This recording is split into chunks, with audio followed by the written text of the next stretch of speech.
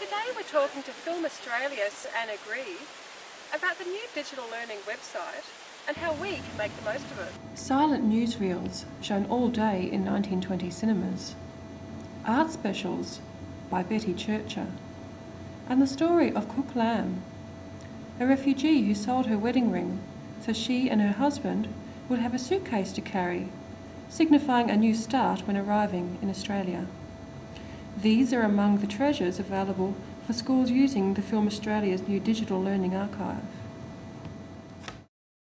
Well, we set up the digital learning website specifically focusing on trying to get material out for schools, because Film Australia it was really set up in 1946 as the Commonwealth Government Film Unit. It had a number of different names, but its archive goes actually back to the beginning of the century with the first Commonwealth cinematographer, and particularly from 1946 when it was set up formally in Parliament. And our idea was we have this brilliant material documenting Australia and the life of Australia and our neighbours and all the events that have gone on over the last 60 years. And we wanted that to be made more available to schools, because schools might miss the 1 hour broadcast on television when a film is screened, or they might not actually want a 1 hour program.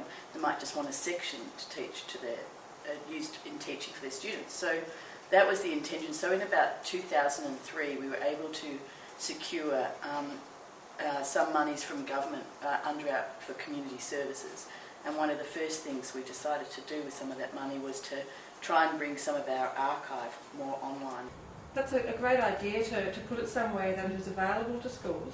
How did you go about presenting it in such a format that would be most suitable? Well, it's been a bit of an experiment, and I think it's still evolving, and we're very keen on feedback. We're really looking to get any feedback we can as we go through this process, because we're adjusting accordingly. But we started off with some larger websites, which we've got one called From Wireless to Web. We had been doing a website for a number of years called Australian Biography Online, which featured our long-running Australian biography series with transcriptions and video materials.